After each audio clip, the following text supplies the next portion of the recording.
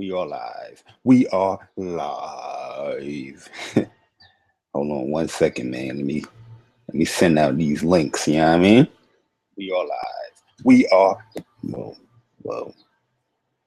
Just got home. Was playing some ball.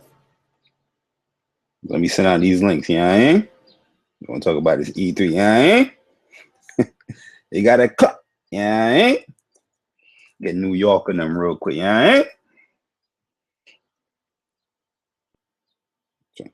This joint's crazy, man. E3. It's really good. E3 is still going on for Sony. Still announcing games.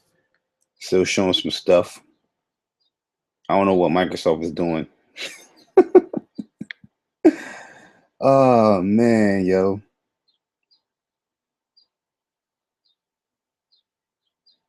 Oh man, yo. But we're gonna talk about this. This is pretty much gonna be talking about my overall, thoughts on E3 when it came to the two shows. This is pretty much like Microsoft and Sony, because that's the two top shows, you know what I mean, I guess. So this is pretty much the I told you so episode. You know what I mean? This is the I told you so episode. And yeah, we're gonna get it on and popping. And we're gonna talk about it because we're gonna start with Microsoft show first. We're gonna talk about Microsoft show real quick, give you my impressions, give you the rundown on what they displayed. Yo, Bland Drew, what's good, my G? Thanks for coming through. We're just gonna talk. I'm just talking about the two shows, letting everybody know I told you so. Because a lot of people, like, I'm a type of person, like, when I'm excited for something, you're gonna know. You're gonna know. You know what I mean? Because a lot of people try to quench or dwindle your excitement, but not me. You can't quench or dwindle my excitement, especially when I have a good feeling about something. It can never be quenched. It can never be dwindled. I don't give a damn if everybody hate it. It doesn't matter, like, to me, what you say. You're not gonna quench, my hype for certain things. That's just how I am. You know what I mean? Nobody can force me to pre-think something about, what I'm excited for. You know what I mean? Like, say I'm excited for a certain game and that game come out, the reviews is totally trash. You know what I mean? Like, everybody's dogging it. Everybody's like, yo, this game is trash. But I'm excited for it and I play it and I like it. I can really give a damn what other people think. So this is definitely going to tie in with E3 2016. And we're going to talk about Microsoft show. Give you a rundown of what everything they announced and my impression of what everything they announced. All right, so the overall view with Microsoft of what I thought, they kept it very safe, and they've been doing that for the last 3 E3s, where it's the same format. Phil Spencer come out of the stage, show a game, this hype up trailer with this hype up music to get you, you know what I mean, this Daft Punk type music to get you hype. You know what I mean? Every single E3 Microsoft has always that little Daft Punk hype music. Like, to have you dance or something while you're watching a video game. You know what I mean? And the first time you see it, it's cool. You know what I mean? Like, the first time you see it, it's like, okay, this is pretty cool. You know what I mean? The trailer is cool. You know what I'm saying? Like, yo, you get hyped for this trailer. Like, oh, this is nice. But the next show, then the show after that, you're doing the same type of format with your trailers. Come on. You know what I mean? Like, the Microsoft format is very safe. The pacing is great on Microsoft conferences, because they keep the same format. Phil Spencer, game, dev, game, dev, game, talk, game, dev, game, Phil Spencer. You know what I mean? Same format every time, man. And when I was watching the show, I'm just like, okay, this is cool. But in the back of my mind, I'm like, oh, this is the same format you've been showing every single damn E3. So that's my overall impression. I'm like, yo, they need to switch it up a little bit, and I'm going to talk about why they need to switch up a little bit and the importance of switching it up a little bit. When I talk about the Sony conference, on what they did, and the differences of what they did and how they changed each E3 show is something different. Where they did something different this E3. You know what I mean? Where you can remember like, oh, that was cool that they did. You remember that E3 when Sony did that? You know what I mean? Think about the Microsoft conferences right now. Okay, what outside of the showing the games and the hardware, the controllers, what have they done differently where you can be like, yo, you remember that Microsoft conference where they did this? You know what I mean? Minus the announcements and all that stuff. You can't have like me personally, I can't think of anything like, yo, you remember that Microsoft conference where they did this differently? You know what I'm saying? It's the same show every single damn time, the same format. You know what I mean? Just with announcements and games. That's all it is. But overall, I think Microsoft had a good show, right? I thought they had a pretty good show. I gave it a 7.5 out of 10. And the reason why I gave it a 7.5 out of 10 is because I kind of figured out I didn't even have to look at the leaks or anything. You know what I mean? Just off using common sense, you kind of figure out what their show was going to be about and what they're going to show. You know what I mean? Like I figured that like, okay, you showed Recore last year, a little snippet trailer last year. Everybody got hyped for, a little snippet trailer, which is fine because that's what the trailer is for.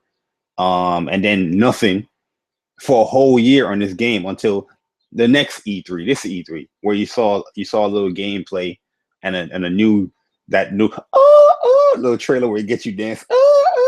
You know what I mean? Which was a cool trailer. And you know what I'm saying? Then you get a release date. But you know what I mean? People still don't know nothing about this game. You have a dog, quote unquote, explorer, that you have like this little spider bot, quote unquote, like an escapist. And then you have this little brute bot where he's like the tank or whatever. So you have that kind of ordeal, but you don't know what's really going on, what you're really doing in the game. I see some platforming in the game. I see some shooting in the game. So I can deduct certain things and assume certain things, but I'd rather somebody come out on stage and tell me what is this game about. You know what I mean? Instead of you showing Forza Horizon 3. Forza Horizon 3, people. This is the third Forza Horizon in like what 5 years or so? You know what I'm saying? Forza Horizon 3. Everybody know what Forza Horizon 3 is and what the game is going to offer, especially just having the game that came out last year. You know what I mean? Or 2 years ago, whatever it is. You know what I'm saying? So showing Forza Horizon 3 and then having the dev come out and showing gameplay, it's understandable, it's cool. But you have a game called Recore what nobody knows about other than this one little snippet trailer from last year and another little snippet trailer again this year. No dev came out and explained, hey, this is Recore, this is what we want to do, this is what the game is going to do. I'm just like, yo, I'm baffled. Like, why the hell would you come out and show and tell people what they already know what you're going to do in Forza Horizon, then not say nothing about Record? That's what I'm baffled about. Yo, Grim, what up? Sick Humor, what up, man? Thanks for coming through, man. Um, Thanks for coming through. The best game of Sony was COD. I didn't even know that was COD. The COD trailer was really good, and I'm gonna tell people that I told you so moment when I get to PlayStation conference, because COD does the same. That's one thing with COD. They do the same thing over as far as how they release their trailers. They always give you a story cinematic trailer in the beginning. Then E3 they give you a in-game gameplay of the story, and then around Gamescom summertime they give you the multiplayer of what you can expect. Yo, Fox and Ron was good, but everybody seems so baffled and confused with the first cinematic. People don't see those words in the trailer. Cinematic trailer. Everybody lose their minds and get crazy about COD. Like, oh, it's not the old COD. The whole gameplay, I ain't see no boost jumping. You know what I mean? Yeah, you're in space, you're doing other things, you're doing something different. You're evolving the gameplay, you know what I mean? And people, you know what I'm saying? I don't know. What we gonna talk about COD in a little bit. Yo, Black, Black Lover, what up, man? Foxing around, what up? But yo, Microsoft conference. All right, let's go down and break it down what it showed. Cause Microsoft conference, like I said, it wasn't a. I'm not here to dog the conference. I thought it was a really good conference. Great pacing. I thought they kept it very safe. I like the Xbox controllers with the color stuff. Me personally, would I show that at E3? Take the time to show that E3. I mean, it wasn't a long thing, so I no, you know what? I don't really mind them showing it because I thought that was cool. I was like, oh, that's cool. You can customize your controller to whatever color. I mean, that's cool. That's a very Apple approach. I mean, that's one thing I felt like I was watching the Apple press conference with Microsoft, because Microsoft definitely take a lot of little tidbits from Apple. You see how they name all the PSN features that they have. Oh, we have groups, we have clubs. You know what I mean? That's a very Apple approach thing. Apple would do something like that, where we have notes, we have Messenger. You know what I mean? It's very simplistic. Get to the point. By looking at the name, you can understand what it is about. That's a very Apple centric type ordeal that they do. But I notice in Microsoft is doing a lot. But Xbox, let's get right into it. Grim, I think you're drunk right now. That conference is nowhere next to no 9. But hey, that's probably your preference. So that's fine. But the first game they showed was Gears. I felt like they had to show a new Gears demo. The last demo was cool, but it wasn't like the strongest demo to show for your game the first time. I thought this demo right here should have been the demo they showed the first time. It was a lot more atmosphere. It was a lot more brighter. It show a lot more character interactions going on. But I guess they wanted to save that stuff to introduce the character a little later after the reveal. But you have to show some Gears. It looked like Gears, plays like Gears. It is Gears. Xbox guys like that stuff, so it is what it is. With that, then I think they came out. Matter of fact, they showed the Xbox One S. Let me talk about the Xbox One S. Yo, Zero, what up, man? Thanks for coming through. The Xbox One S is basically the console that is just a waste of time.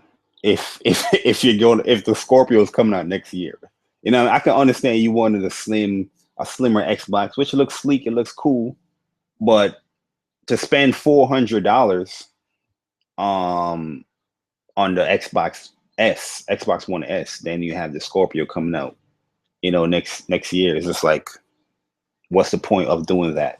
You know what I mean? If you don't have an Xbox One yet, you know what I'm saying, you want a, new cool looking, system, then I can understand somebody that get that, you know what I mean, the Xbox One S. And also there was one thing about me, I studied marketing in college, right? College, I have 2 degrees from college. I have business administration and I have a marketing degree in college. Marketing was one of my bloodlines when I went to college. You know what I mean? Like, I studied marketing left to right. And Microsoft is very tactful when they have their presentation when they come to marketing, but it can be very deceitful because marketing is supposed to defeat you. It's supposed to have you thinking one way so you can just impulse buy on something. So Xbox, they said starting, what is it? They say starting like at $299 or something like that. But the Xbox One S, the only available version in the US is the 2 terabyte one for $400. Because I've been looking, and I can't see this 299 Xbox One S. From what I saw in research, the Xbox One S 299 console is only in Europe. You know what I mean? So I'm confused. I'm like, yo, okay, you have E3. This is not a European conference. This is most likely a American place conference as far as the geography of where it's at. And you're marketing this newer, slimmer Xbox, saying it's starting at $299, where that's not the case when it comes to the US. You know what I'm saying? Because go on Amazon, go on Microsoft's website, Go everywhere in the US, Best Buy, whatever it is, where you can try to pre-order. Try to find the 500 gig. I couldn't find it all day yesterday. I couldn't find it all day today when I was at work. Not no 500 gig, not here. They have the 500 gig. They have the 1 terabyte for 350, and they have the 2 terabyte for 399, $400. You know what I mean? Just for, greater resolutions with the HDR. Something that a lot of people don't care about. You know what I mean? A lot of people don't care about resolution, guys. But one thing I've been in many debates with a lot of Xbox guys. For the people that's watching here, you guys know I've been in a lot of debates with Xbox guys. You can go on the Xbox versus Pony show on Zaire channel. You can go on many podcasts where I've been on, and I personally stated my opinion on resolutions. Like, hell yeah, I want my games in 1080p. I want my games in the highest fidelity where I can see the picture in the best presentation from what the game has to offer. You know what I mean? And a lot of people will come at me was like, oh, you should be a gamer. You shouldn't care about resolution. You shouldn't care about resolution. Then the Xbox One and the Scorpio gets announced. You know what I mean? Obviously, it's to get better performance. You know what I mean? With the Scorpio, you're getting better performance. You're going to get better graphical detail. But with the Xbox One S, they brought up the whole HDR thing. HDR, you know what I'm saying? So you get sharper image. You know your resolution going to be a little bit sharper out here. You know what I mean? And I'm just like, a lot of people don't care about that stuff, but I see a lot of people cheering for it. And this Microsoft conference showed what all the Xbox guys that was arguing about, saying that they don't care about resolution and how ponies, that's all they care about is resolution. It really showed all the people that been saying that they really did care about resolution. And if you watch a lot of my videos, you already know I've been saying that people care about resolution. They just don't know they don't care about resolution. Every podcast, every video, most videos, people always bring up resolution. It's always a factor that brings up, oh, Microsoft is closing the gap now. You know what I'm saying? But I'm happy that anybody that wanted something like that, they're getting it on the Xbox side. You know what I mean? That's cool that you guys can have that. But I'm going to get in a little bit more detail as far as, my thoughts on that. Tony, stop damage control. Wow, stop hating, Pony. What am I hating on? I'm giving my thoughts. At the end of the day, I have my Xbox One right there, my elite bundles right there. You know what I mean? I didn't even pack it out and put it on my stand in this room yet, because I just literally got my Xbox One back like a couple of days ago. Matter of fact, for a week now. But it is what it is. But yeah, the Xbox One S, I just feel like that it's a cool looking console. Now you can stand up vertical stuff, but I think it's a waste of time to get, especially for the community, the YouTube gaming community. It's a waste of time to get. You basically getting that because that's just a luxury privilege purchase that you're doing. You know what I mean? You're not really doing that to get anything out of it. You're doing that just to say, I got the newest, slimmest Xbox. But most likely you're going to probably trade that newest and slimmest Xbox or buy another Xbox for the Scorpio. You know what I mean? And speaking of the Scorpio, we're going to talk about the Scorpio a little bit later, because the pricing, like I said, the pricing for the Slim in the US is $400, people. $400. The 2 terabyte. You can't get the 1 or the 500 anywhere else. You know what I mean? So, but we're going to talk about that a little bit later. Let me go in order as far as the show. Then they showed, they brought out Killer Instinct. They showed a new character. I thought that was something that they already announced. So when he came out and said that, I was just like, huh? I thought that was already there. Then they had the slick wordplay. They said Killer Instinct is the #1 fighting game on Xbox.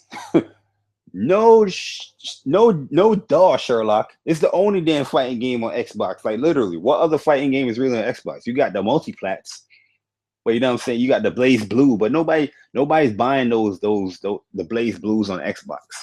You know what I'm saying? I don't see nobody playing no Blaze Blue on no damn Xbox. You know what I mean? So for when he came out and said, "Oh, this is #1 play game on #1 play fighter on Xbox," almost million users or players. You know what I mean? That is also a little wordplay as well, because does that mean 7 million people have purchased a game? Or you know what I mean, it's also a free to play game where you don't got to purchase anybody, you can just rotate the characters, right? Because they got a free to play model. So that's also a little tie of wordplay what they use, but it sounded good to everybody. Everybody was cheering like, oh, 7 million, number one fighter. They don't hear the other after fact part where on Xbox, um 7 million users, you know what I mean? But they don't understand that it's also a free to play model game. But yeah, so they announced the Killer Instinct stuff, which I know a lot of dedicated people to Killer Instinct. I'm not talking about YouTubers on here. I know people in the real that go to these tournaments in New York play Killer Instinct. So they was pretty happy with the announcement of General Ram and all that. Then I think they showed Scalebound. They showed Scalebound, not Scalebound, on Recore. Like I said, Recore had a really cool trailer. I like the trailer. I like Recore. The question I have to ask to a lot of Xbox guys is, a lot of people called Ratchet and Clank a non-AAA game because it's $40. Recore is the same price, but I'm seeing people list it as one of Xbox One's AAA games. So I need people to get. I need a clarification on that. Does the price of a game determine is it AAA? Like we need to have these rules in YouTube as far as what so people can have a congruent stand. You know what I mean? A very solid stand of what things are. You know what I mean? Like, oh, what is a AAA game? Do you care about resolution? Do you care about frame rate? You know what I mean? So people can stop flip flopping all over the place, man. But yeah. Recore was shown, but I was very disappointed that there was no dev coming out speaking on Recore, explaining the game a little bit more. I understand. I probably have to watch the whole Xbox after show crap, but I think they should have had that there at the show instead of showing no Forza Horizon 3 dev commentary. But yeah, then they show Forza Horizon 3, so we got another Forza. I know a lot of people like Forza Horizon 3, so I'm not knocking that because I heard it was a really good game. I did play the demo. I did play the what's that expansion they had, the Fast and Furious stuff, and I think it's a really good game. It's a really good game. So adding upon Forza Horizon 2, you know, with 3, I think that's really good for Xbox guys, and that's coming this year as well. So that's really good. But I just don't think they needed that whole dev commentary. Oh, hey, Kenny's playing here. We're going to meet up here. We already know the concept of Forza Horizon. You know what I mean? Why you got to show that again? Then they had what they had. Then they showed Tekken. They showed Tekken 7 and Final Fantasy 15. Which Final Fantasy 15 that was a bad demo. I didn't like that demo. I was like, what the hell? What, you know what I'm saying? This is not a good demo to show to people to sell them to Xbox. You know what I mean? You got to show a much better demo, showing some much better stuff. Show a summon or something. You know what I mean? Destroying this monster. All they showed was him getting beat up and dodging the whole goddamn time, and then he ran up and cut his finger, you know, and stuff. That was a real bad demo. And this is my most anticipated game too. And I'm letting you know that was a bad demo they showed for Xbox. But these games are understandable to show for Xbox because a lot of people don't even know these games is coming to Xbox, like Final Fantasy or Tekken. Tekken was thrown out there. It could be PS4 exclusive, even though I've told people many a times this is not a PS4 exclusive. If you guys watch PlayStation Experience, or was it Paris Games, one of those shows, they specifically said PS4 have exclusive content onto Tekken 7. It's not exclusive. So I don't know where people got the whole exclusive Tekken thing, but this was understandable. Microsoft had to break off that bread to the Japanese developers. Like, yo, we need you on the show. Let people know that this game is coming to our goddamn platform. You know what I mean? So that was pretty smart of them to do that. Then they showed Battlefield 1, which was Battlefield 1. Oh my God, this part of the show, I was just like, what the hell is Microsoft doing? Because they basically showed the same goddamn demo, the same goddamn trailer we saw yesterday at EA joint. It's the same regurgitated trailer that we saw. That was just pure laziness. You didn't even go into like a gameplay demo of the single player or nothing. You know what I mean? You show the same goddamn thing. I'm like, yo, Microsoft, what the hell are you doing? I just don't understand how people, you know what I'm saying? People that is like I see Gravy, he had a good score, a 9 out of that. I'm just like, I don't know how you get a 9 out of that. Regurgitated demo, no explanations on certain games that they need to explain so you can actually sell on the platform. Why are you explaining your top sellers? You know what I mean? Explain the games that people don't really buy on Xbox, like a Record. You know what I mean? I'm just checking my dominoes. I apologize. But yeah. Where was that? I said Record. I said Final Fantasy. Oh, Battlefield 1.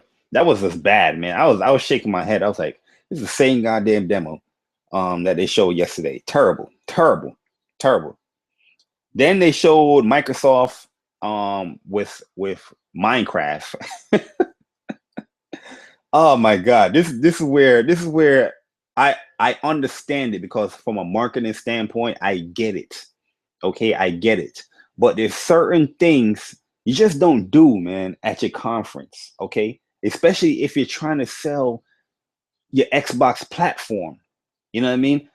How the hell is I understand, don't get it twisted. I understand, but I'm still asking the question of how the hell do you have the iPad, your number one competition in the tablet market, that's kicking your ass when it comes to sales and what the American consumer, matter of fact, the world wants, the market share. You're showing that on a Microsoft Xbox conference, showing Minecraft, which I get it. I understand you want to show that, hey, we're giving Minecraft to everybody. Hey, everybody, you can play Minecraft. Here, iOS, Android. Here, look, guys, on our show, we're actually showing an iPad on iOS playing Minecraft. Let's get the Xbox achievement. I get it. I understand it. But it defeats the purpose of pulling people to get in that Surface, to get in that Windows phone, to get in it on Xbox.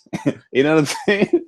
You know, because when you show that, I can understand. Yes, you're getting the software sale, but you're missing the potential hardware sale of the Surface, the Xbox, the Microsoft phone, whatever Microsoft hardware that you have.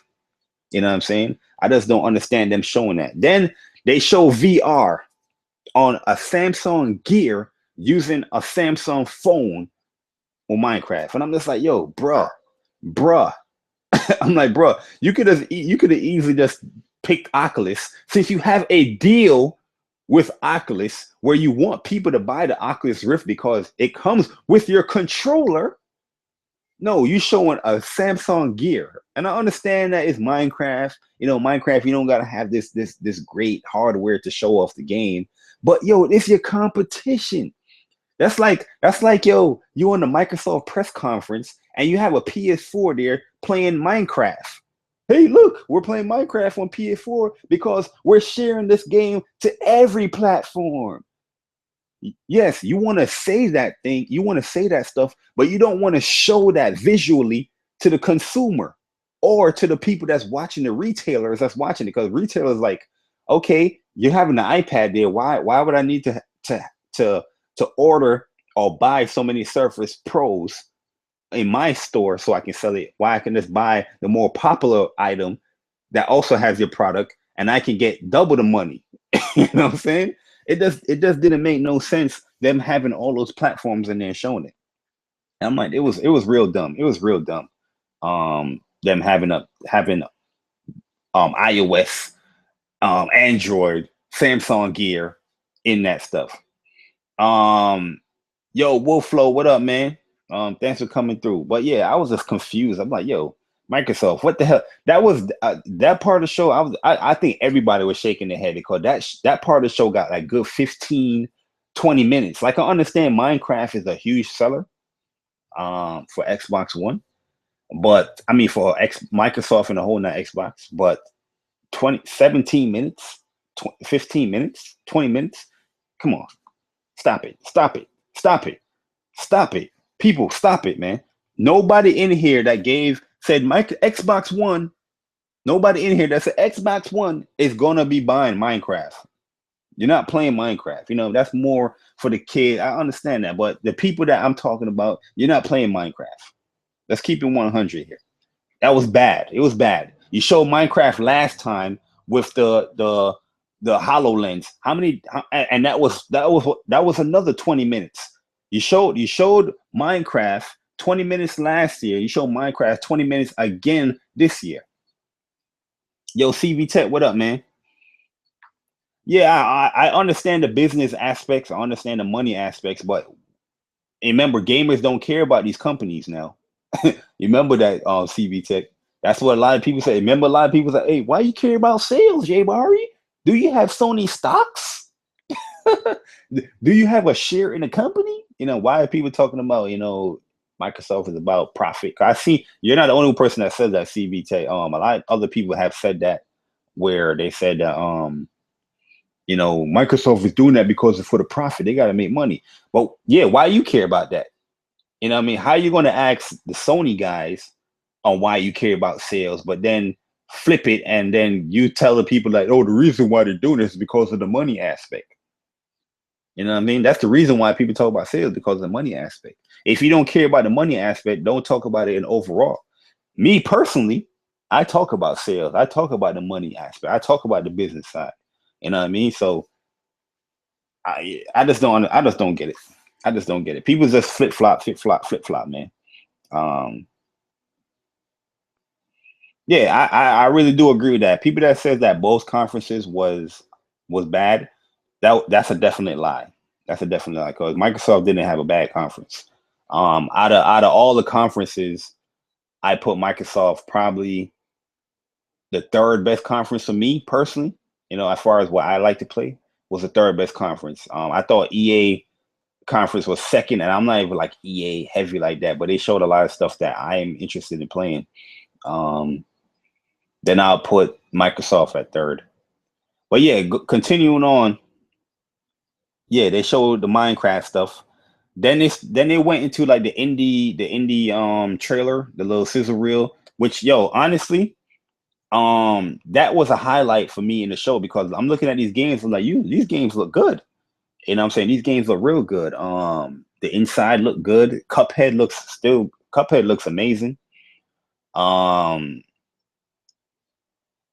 yeah, I understand Minecraft equals sales. I understand that. I understand the business standpoint. Before I even went into the whole Microsoft press conference and talking about my opinions, I told everybody to understand the marketing. I told everybody to understand the business side of it. You know what I mean? I told everybody that I understand that.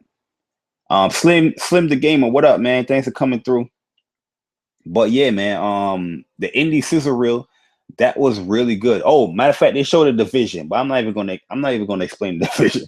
They can get that. That's wash. The underground expansion wash. That's an L. You know what I mean?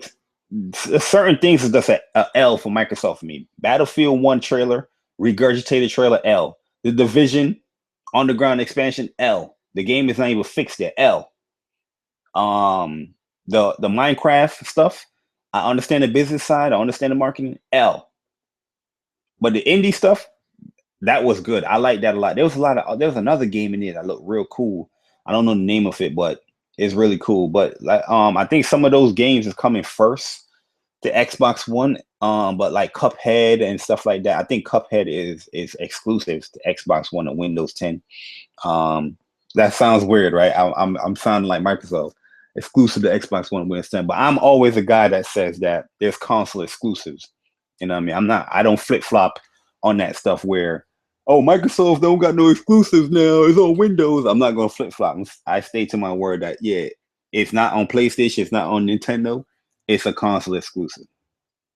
But but yeah, the indies look good. Then they showed, to me, this was like the second best game. Recore and this game right here was like the second best game they showed, in my personal opinion. We Happy Few, or The Happy Few, I think it's called. This game looks really good. It reminds you of like a BioShock um type game. It looks really good. It has a nice little concept, the pill to keep you happy, deluded. that you're living in this happy world. But if you're off the pill, you're what you call like a downer. You know what I mean? That was a cool little word they used. Oh, he's a downer. He's a downer. But yeah, that trailer, that gameplay looked really good. We Happy Few, that was really, really good. I like that a lot. And I think that is exclusive to Xbox. But yeah, that looks real good. I like that. Um, so yeah, We Happy Few was good. Then they showed another L, and I like The Witcher 3. Don't get it twisted. I thought The Witcher 3 was a phenomenal game. And this is somebody that didn't play Witcher 1. I ain't played Witcher 2. But I went into Witcher 3, you know what I mean, wanted to play this game. I was like, oh, this look interesting. I didn't even know about The Witcher like that and how vast and how big the lore is, you know, how deep the lore is and all that stuff. So going into Witcher 3, I went in there blindly. And then when I completed the game, finished the game, I was just like, wow, this was like a great experience. Then I got Witcher 2 on my Xbox One right now because of the backwards compatibility stuff. I didn't start it up yet, but I have it. So I will start it up probably one time in the summertime, you know, when I get some time to get a little more backstory on the reason why, you know, certain people act a certain way in The Witcher 3. But Gwent was I played Gwent in The Witcher, and I have days upon days upon days in The Witcher. Okay, like people in the council, they know I wasn't taking any party chats. I wasn't responding to any messages. I was in The Witcher streets heavy. Okay, but in all the time I spent playing The Witcher, I played Gwent like 2 times, and I'm like, there's way more other things to do than playing Gwent. And I understand people might have a huge infatuation with the game, Gwent, but I have no interest in this. So when I saw this, I was like, L, get this off. I said, get this man off the stage. Understand the game is huge. I understand it's popular, but somebody in the chat, please tell me, are you picking up this Gwent game? And I know the answer is no. I know the answer is no for sure. I know it's no, but people might say yes. So I'm gonna do it. Yes, but yeah, that to show that at the conference was an L. That's keeping it 100. That was an L. You know what I mean? I was like, what the hell are they doing? These are the what the hell moments. I'm like, come on, hold on 1 second, guys.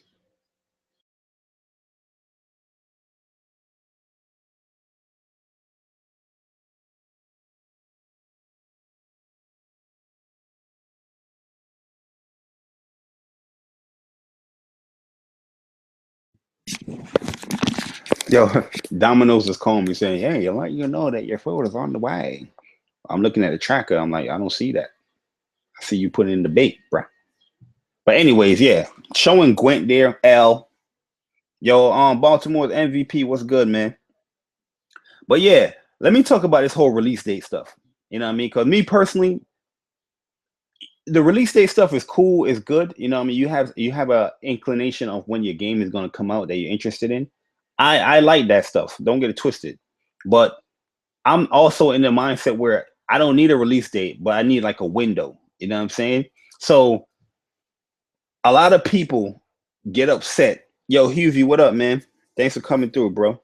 A lot of people get upset when developers put out release dates, then you know a delay comes out. So, oh, we need more time with the game. Then another delay comes. Oh, we need more time with the game. You know what I'm saying? I remember people making videos upon videos upon videos. Scalebound got delayed. Uncharted got delayed. The Order got delayed. Bloodborne got delayed.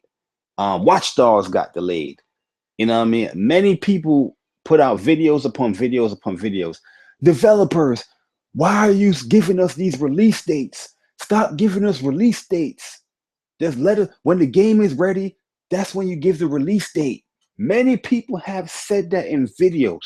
And if you guys don't believe me, go back to the people that you watch on YouTube. I'm pretty sure when you scroll down, you're gonna find that video talking about release dates and how devs shouldn't be giving out release dates if they don't know when the game is going to be coming and all that stuff. But yeah, I see people trying to bash Sony conference. When in really Sony conferences do you really get a release date? The most you get in a Sony conference, as far as the majority of games, is a release window. So when Sony said, "Yo, this game is in development," and it's just common sense to know that if a game is being presented to you in E3, it most likely might come out the end of the year or it comes out the next year. You know what I mean? So like God of War, all those games that were shown on PlayStation, except for I don't think Kojima's game is going to be coming out anytime soon. I don't think that's coming out anytime soon. But except for that game, all the other games is pretty much 2017 games. Spider-Man, you know, is 2017. God of War, look at the gameplay. They even have a more in-depth gameplay for all the media to see with the game. That game is coming out 2017. You know what I mean? Then you have release dates on, but we're going to get to that because I see a lot of people saying that crap, and it's just stupid because yo, I just the other day, just a week ago, you were saying you don't want release dates from developers, which is just funny to me. But continuing on to Microsoft conference, then they said they showed a Gwent, terrible. L, they show Sea of Thieves. Sea of Thieves look cool. But you know, as a PlayStation gamer, I don't have any time to play that game. I'm just keeping it 100. You know what I mean? So I don't see myself playing that game. But for those people that have Xbox, that looks like a cool little game for the guys to play. I like the fact that you really have to work as a team to get your boat sailing. You know what I mean? It's not just press A, your boat is sailing. Nah, people have to work in like a crew deck. You know what I mean? Oh, I got to get the sails. Oh, I got to get the mast. You know what I'm saying? So yeah, what's going to be funny about that game is that everybody probably going to want to be the captain, but don't want to. Everybody can't be the captain. Some people got to be the worker. You know what I'm saying? So, you know, just the real world way how people are going to play that game is going to be funny. How they showed it on, you know, Xbox conference talking about, oh, this is real people playing, real gamers playing the game, real reactions. That's not real reactions. That's not, you know, real people. That is just that's what they call like a focus group. You know what I mean? Here's a focus group. We give you a whole bunch of stuff about the game, things not to say, what not to say, and all that stuff. And then we're gonna act like we're filming your live reactions. That's all that was. Here, sign this waiver because if you mess up, we got you. You know what I'm saying? So Microsoft, you can save that BS. You know what I mean? I rather you keep it 100. Say here's our focus group that we had playing the game than, you know, trying to, you know, deceive people talking about, oh, this was real people, real gamers. But Sea of Thieves, it looked cool. It looked cool to me. You know what I mean? I like it. I like the whole working together and all that stuff. But like I said, everybody gonna want to be the captain, and that's just how it goes. You know what I mean? You're gonna see a lot of lonely ships because people are gonna be like, I ain't gonna be your crew, man. I'm not your seaman. But nah, man, if you guys are into that definitely have like a rare charm to it. So if you guys are into that, I think that was cool. Um, for that.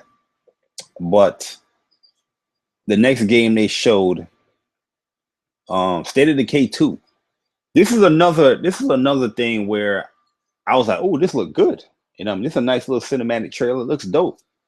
But then there was no developer coming out explaining about the game. You know what I mean? Yo, is it going to have co-op? Is it online? You know what I'm saying? You can assume those things because they probably learned from the first one that they should have that stuff implemented in the game. But I'm just saying, like, yo, come out and say that stuff. Hey, State of Decay 2 is coming out whatever. And yeah, we're working real hard in the game. It's going to have co-op multiplayer, so you guys can work together as a team in this zombie apocalyptic world. And yeah, have fun. See you when the game come out. Boom, right there. But no, it was nothing. I was like, what? But yeah, nothing. And I think that was like the last game they really showed.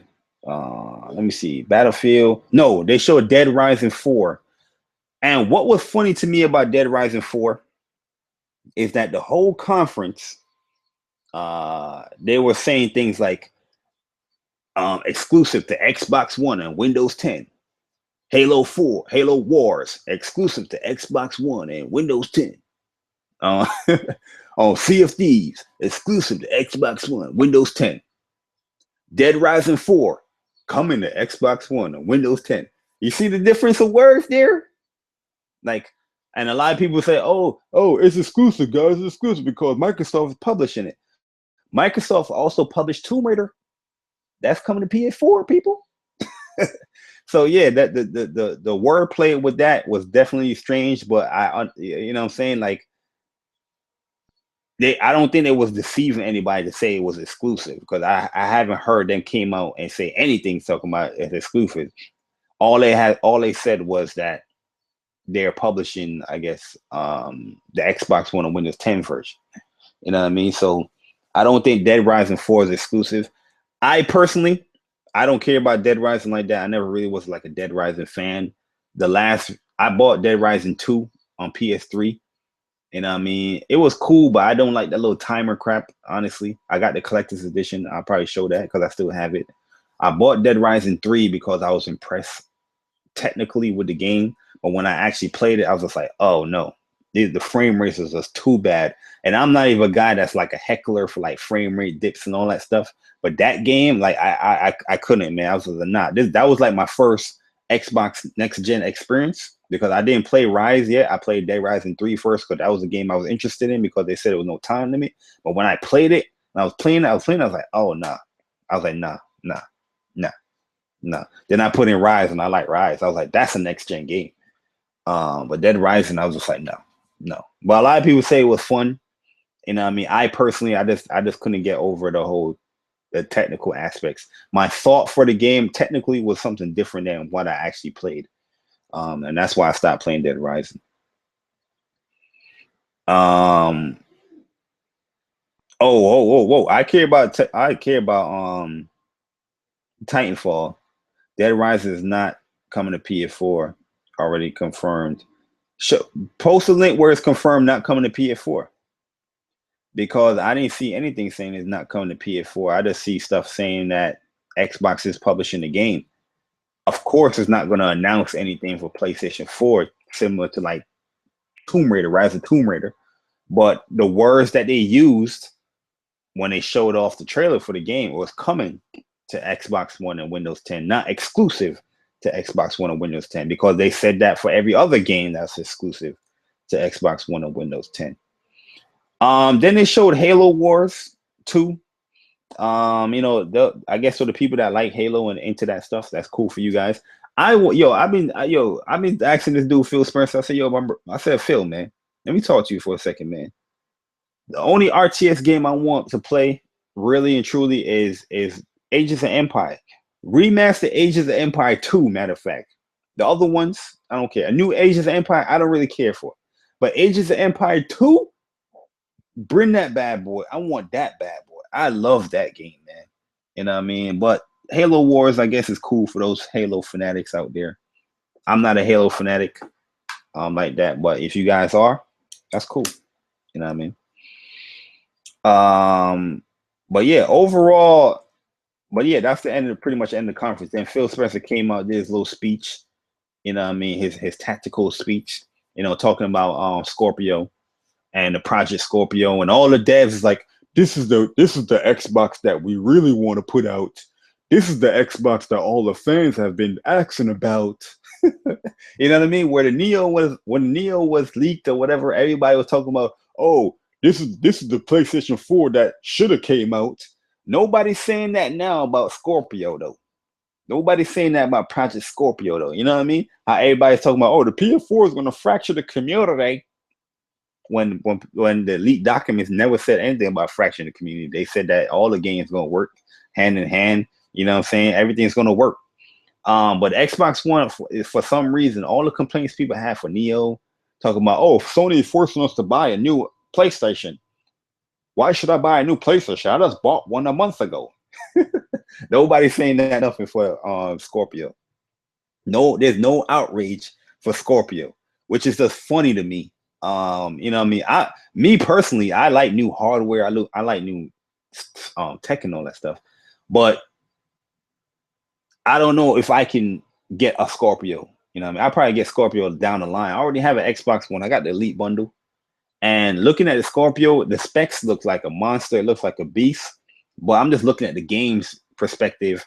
And as far as the time that I put on Xbox, you know what I mean? My time mostly is put on PlayStation. And I'm looking at the game lineup on PlayStation. I'm like, yo, when do I have time to play Xbox? You know what I mean? Like Recore, I'm gonna have a little time to play that because I don't think that's gonna be a really long game. So I can play that, finish that, you know what I mean, and keep it moving. But I'm looking at like, yo, should I invest in that much money into a new Xbox for something that I barely play? You know what I'm saying? Like I barely play that console. Yo, Mongolo, what's good, Joe? My G. Yo, President PlayStation, what up, man? But that's just my personal opinion. I think it looks cool that they're doing that because I personally, I am a hardware like when it comes to consoles, you know what I mean? Like I like that stuff, you know, new hardware for the console, you know, it got better graphics, you know, better resolutions and all that stuff. That's cool. But all the people that complained about that stuff that said, oh, gaming is not about that, is praising that now. Everybody's that praising, oh, I don't care about graphics. Oh, they got a Scorpio on Twitter. They got a little M, the little Scorpio symbol on Twitter. Oh, I don't care about resolution. Scorpio on Twitter. I don't care about this Scorpio on Twitter. You know what I'm saying? I'm just like, yo, you guys are freaking hypocrites. Like, yo, you just made a video a week ago complaining about the other platform, but then you're praising Xbox for doing the same thing that the other platform is doing or planning to do. I just don't understand it. But in my video where I said that I was taking a break from YouTube, you know, showing that the, you know, if you guys remember that video, I spoke about the Neo and I said something specifically where I said that all the outrage for the Neo is all going to dwindle when the other platform is doing it or when the other platform announces their stuff that they're doing the same thing. And that's exactly what happened. Go look that video up. It's called I'm taking a break from YouTube and my PlayStation Neo thoughts. Go look it up. It's Dark Souls 3. The first boss is the gameplay in the background. I said that the exact same words. You know what I'm saying? Oh no, my food is here. Hold on. Let me call this dude back. Let me call this Domino guy back. You know what I mean?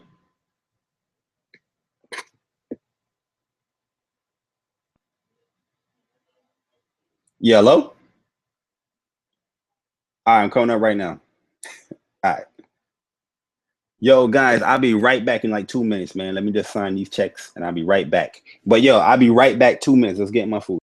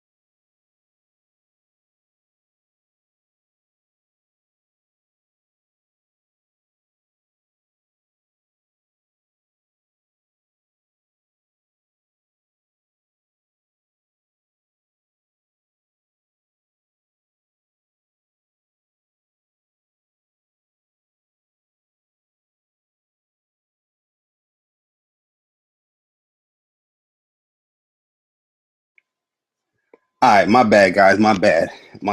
I ain't eating nothing all day. I was just watching. Honestly, today at work, I was doing a little presentation.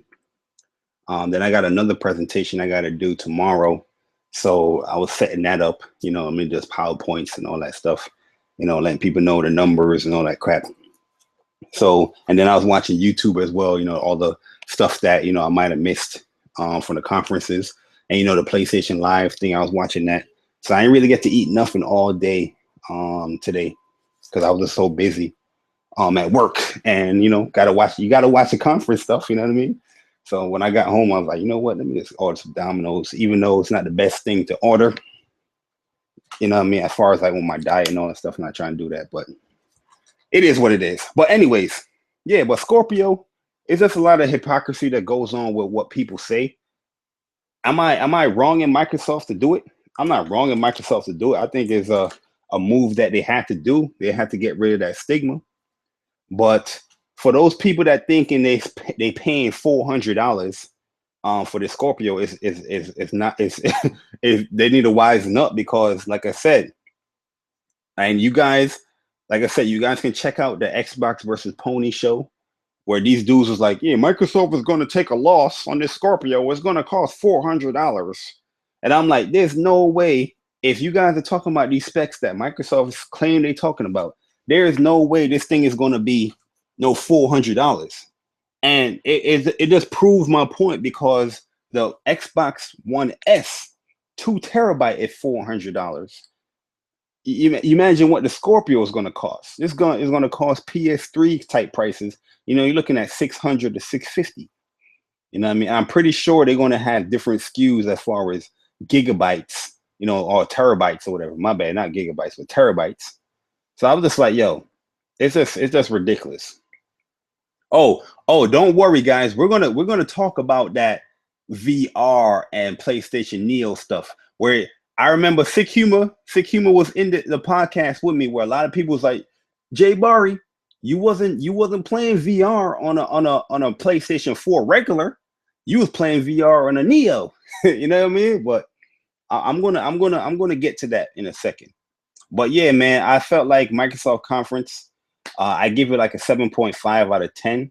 Like I said, the pacing was good. I felt like they catered to the Xbox guys, but they didn't really sell people on just buying an Xbox, in my opinion. Outside of people that might be interested in getting a Scorpio, I don't think anybody that don't have an Xbox, like a PlayStation guy, that if you don't have an Xbox, I don't see you lining up to buying a Xbox One Slim.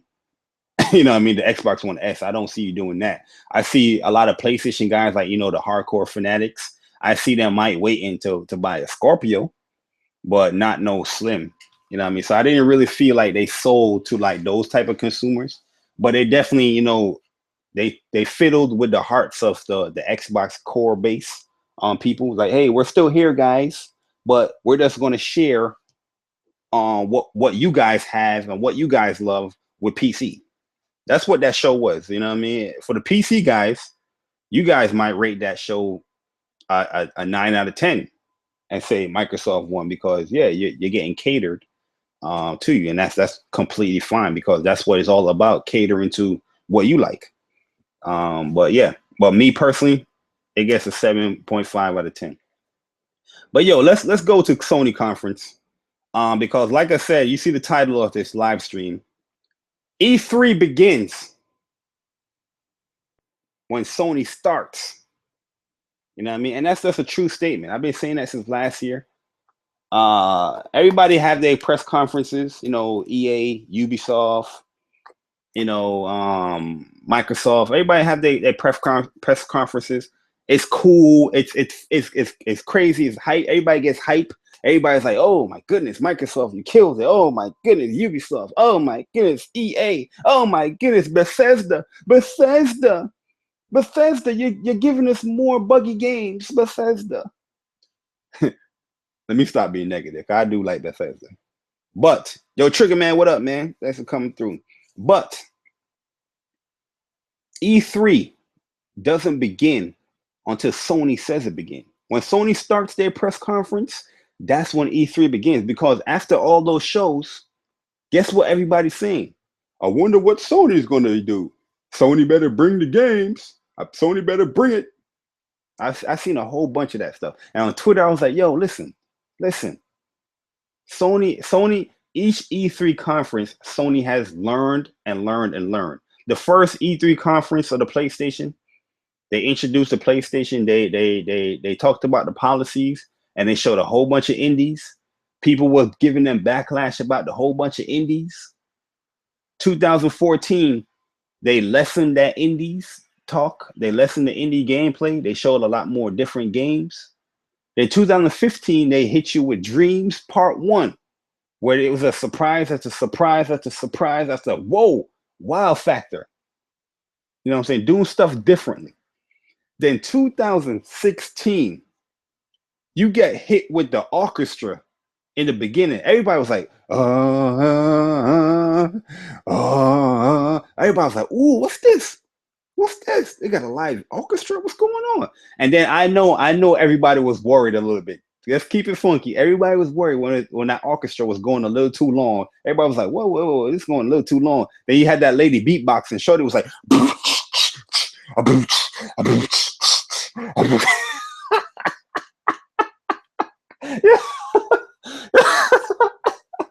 yo, Shorty came out with the Biz Marquee beatbox. Said she just a friend. Oh, baby, you. Yo, everybody was like, yo, I was like, yo, what the hell is going on here? Is this God of War? Because everybody was assuming God of War because that felt like God of War. You felt the music, especially when it got to that bass, when the dude's like, oh, he was like, ooh. Everybody was muscling up. Everybody was flexing when they heard that. It was like, ooh. I know I was flexing. I was in the mirror, showing my guns. I was like, ooh, flexing them real quick. But when the beatbox lady came out, I sat back down. I was like, what the? Then they went back to it. Then the orchestra picked up. And then it just stopped. I was like, whoa, Sony. Did you just tease us like that? Did you just play God of War music like that in this Viking, tone? And then not show the game? Then it went black. Then the curtains opened up. Then you see the Sony Entertainment, what is it called? Sony Interactive Entertainment. And I was just like, yo, they just teased God of War with the music, but they're not showing it. Then I see this little boy playing his little horse. I'm like, all right, okay. This look real. I'm thinking this is like Horizon, you know what I mean? Because I see the little coat and all that stuff. But I'm like, nah, he look a little Viking. This might not be Horizon because this look a little different, like as far as aesthetically. Then I hear, boy, I was like, oh! Yo, when I heard that, boy, I was like, ooh, yo, I started getting hyped, bro. I started getting hyped, man. You know what I'm saying? And then you just hear this man in the black in the darkness. You knew this dude was like Kratos, man. You knew it was like this godly figure. You know what I mean? No homo, no homo, guys, no homo. Hey, my man's like, yo, pick up that knife, yo, your mom gave you, my G. You know what I mean? It's time to hunt. I'm hungry. Let's go. And my man said, boy, he said, what we hunting? Deer? He said, you decide. Then my man came out. He see this oldest grizzly goon looking Kratos. I'm like, oh, it's real. The Norse mythology Kratos is real. It's here. He's into the Viking stuff now. I'm like, yo, what's going on? So when I saw that, that's the confirmation. Automatically, my brain was just like, yo, how's the story? How did you get to here? I was just asking man questions like, yo, I want to know about the story. But then I was like, okay, the gameplay looks very different from a God of War. You no longer you having that fixed camera angle, you know what I mean, where they're deciding how they want you to look at the game. You have that more Dark Souls, Bloodborne over the shoulder type view. And even the combat look a little bit more like, a faster Bloodborne or Dark Souls type thing, which is cool. Everybody that claims they like these games, I don't see how you not like that. I mean, definitely a different look for God of War.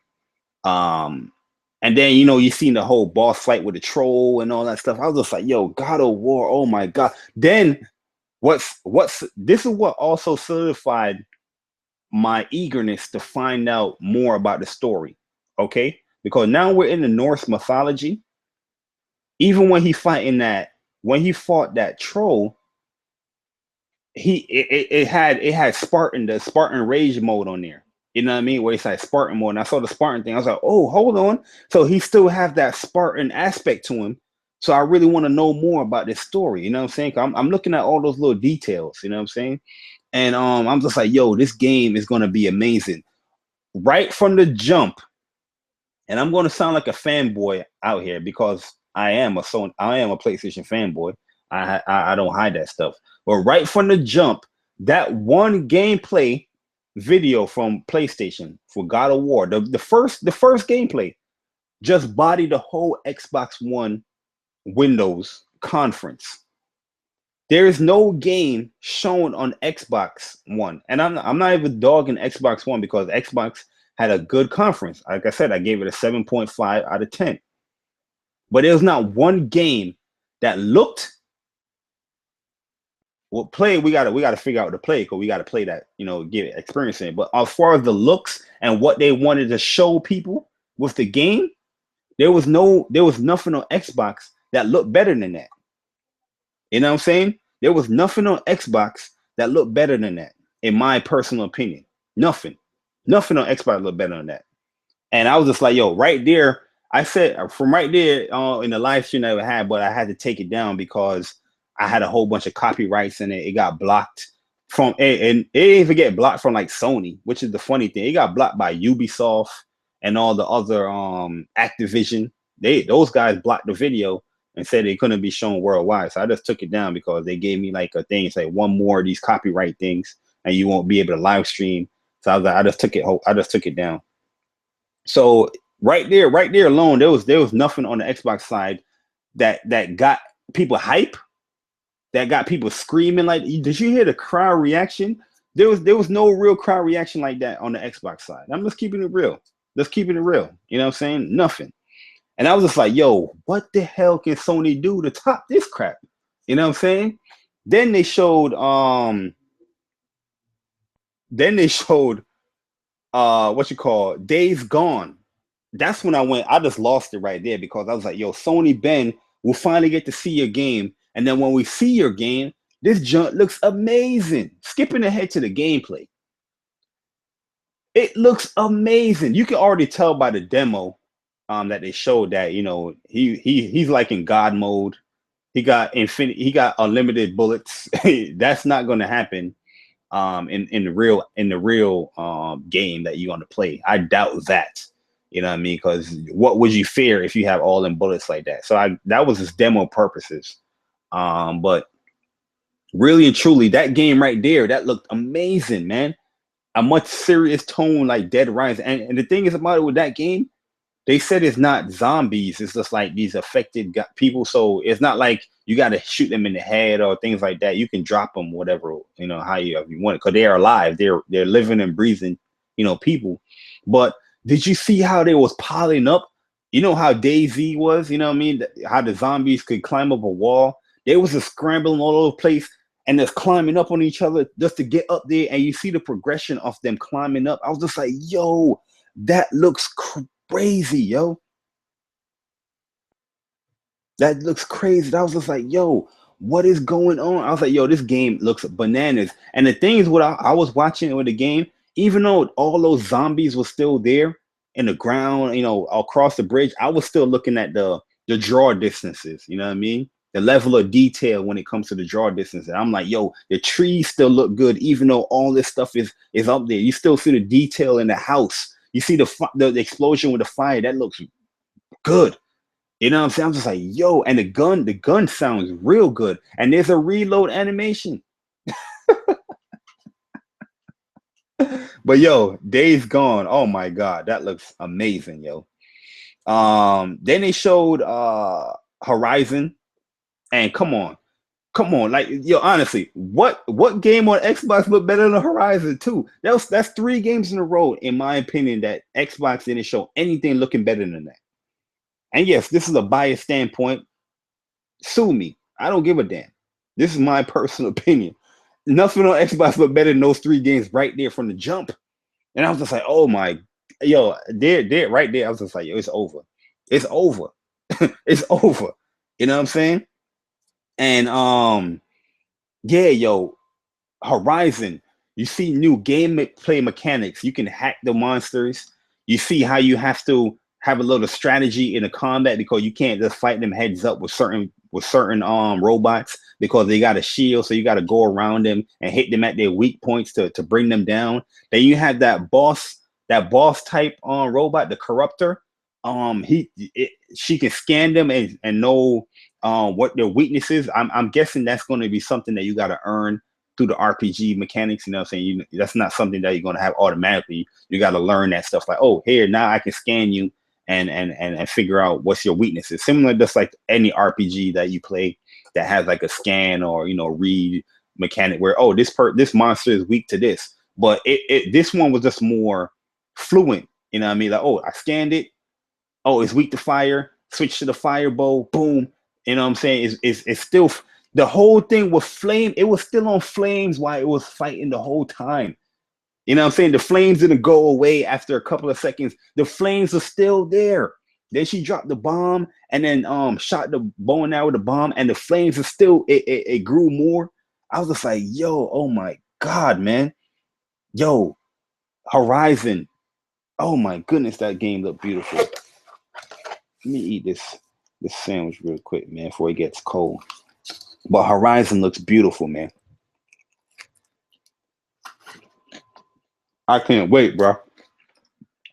Bro, I can't wait, man. February can't get here anytime soon for that Horizon. But then, that's not it. That's not it. Okay? Just when you thought it was over, it's like, all right, they showed 3 exclusives. Now they're gonna show a multiplat. Like, come on, Sony. You know you gotta show your you gotta show your destiny, Sony. Then they showed Detroit become human. They introduced a new character, Connor. I guess he's more like a little bit like a cop kind of android. And they showed a much more deeper, like, heavy rain mechanic where it's showing you, these choices that you can make. Every little choice that you make has a consequence or a certain outcome to how the character is going to perform or behave between that scenario that you're in. Similar to how, like, it took Until Dawn, it took Heavy Rain, it blended it, had a baby, wait till the baby grew up. The baby had so much knowledge after all the stuff that it learned through life and all that stuff, all the experiences it went through, became a man, and that's what Detroit Becoming Human game is. You know what I'm saying? Yo, that's what Detroit Becoming Human was. Yo, that game, and I love Until Dawn. And anybody that knows, I love the butterfly effect when it came to Until Dawn. My live stream is there where I beat the game, trying to plat it right there on the live stream. And I was just doing different butterfly stuff. And I was just like, yo, they really took what Until Dawn did and Heavy Rain did and just multiplied that by 1,000, yo. You know what I mean? Power level is beyond 5,000, yo.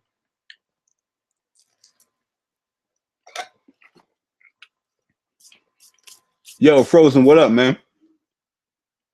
Demi, what up? But yo, Detroit Becoming Human,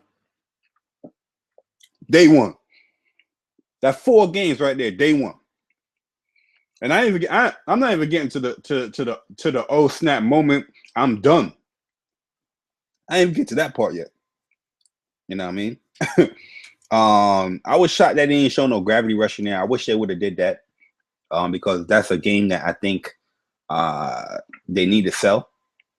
So I was kind of shocked and a little disappointed with them not showing Gravity Rush. But right after when I was saying that, I was like, damn, I was thinking that, damn, they ain't show no Gravity Rush. This afternoon they had a whole segment on Gravity Rush. And that was pretty cool seeing that. But I was just like, it should have been at the stage show, in my opinion. What else did they show? Then they showed Call of Duty. For all those doubters that say, yo, Jay Barry, You're not a gamer because you play Call of Duty. You don't know what you're talking about. Call of Duty. You don't know what Call of Duty. It needs to have boots on the ground. Call of Duty is this.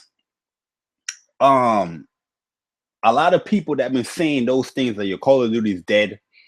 Call of Duty is going to die this year. Battlefield over Call of Duty. This and that.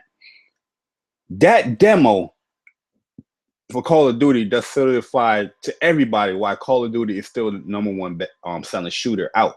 That demo looked fun as hell, man. I can't wait to play that. And I'm not even like the biggest fan of Infinity Ward games like that anymore. But that demo looked really good. You know what I mean? I'm very intrigued at how the multiplayer is going to be. Very intrigued how the multiplayer is going to be. But that demo right there,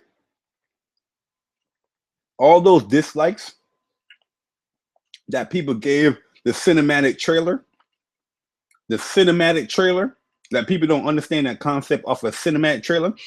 One thing I always hate when it comes to YouTube is that somebody could drop a reveal trailer, right?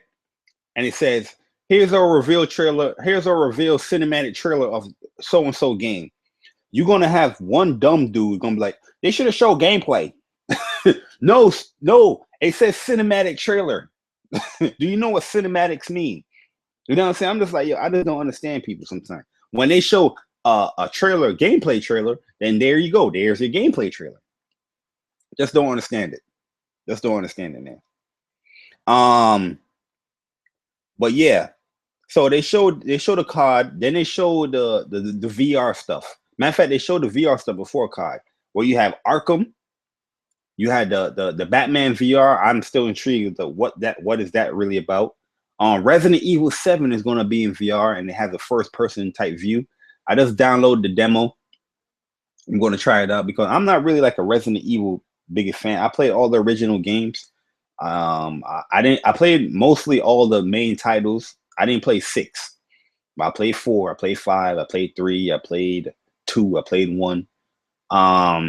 You know what I mean? I just played it because, you know, it's the lore of Resident Evil is cool, but I'm not really like the biggest fan of it. You know, that Resident Evil come out, I'm like, oh, okay, I'll play it whenever I play it. But to have that game in VR is going to be crazy because, like I said, last year at PlayStation Experience, I played a game called The Kitchen.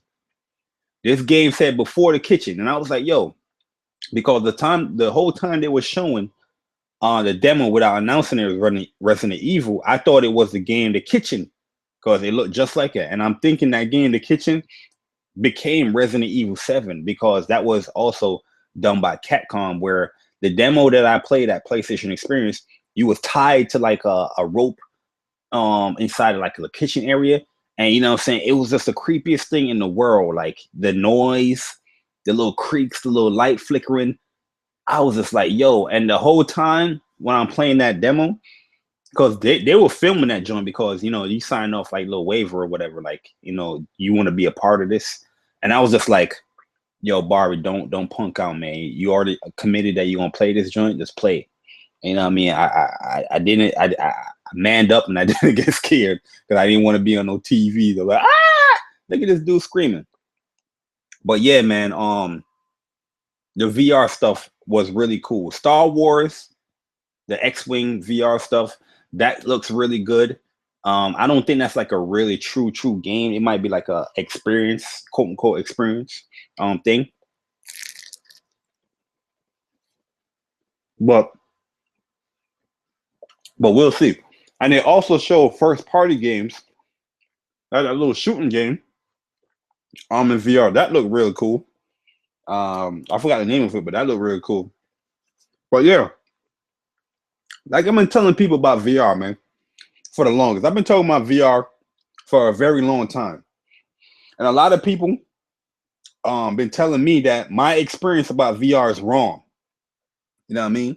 And I was just cheesing the whole time when my man came out and said, yo, PlayStation VR, PlayStation 4, everybody, the 40 plus million people that have this thing, you're already VR capable. It already has the processing power, the graphical ability to do this system. I remember people telling me that, yo, Jay Barry, Yo, what you experienced wasn't PlayStation 4. It was the Neo, bro, or it was a PC, bro. And I'm looking, I'm like, yo, I'm looking at the PlayStation. It looked the same goddamn PlayStation like I have in my house. I doubt the Neo is gonna be the same exact form factor. It's gonna have some type of differences. You know what I'm saying? Where I can like, oh, that's not the same system. You know what I'm saying? And I'm like, yo, I experience the games as far as for a console game. I'm not even comparing it to PC aspect. That's what everybody keep doing. Oh, but PlayStation VR is going to be the worst experience because look at the Vive, look at the Oculus Rift, those PC. Look what it's tethered to. It's tethered to a gaming rig. You know what I mean? Where both of those VR consoles is recommending you to have a PC $1,000 to $1,500. But yet those same people is telling you about oh, but you get a better experience over on PC. Those are the same people that will argue down to the bone saying that I don't care about the PC when it comes to the Xbox One games because I'm a console gamer. You know what I'm saying? But it does that same logic doesn't apply when you talk about VR for some reason. You know what I'm saying? It's just dumb as hell. I just don't get it.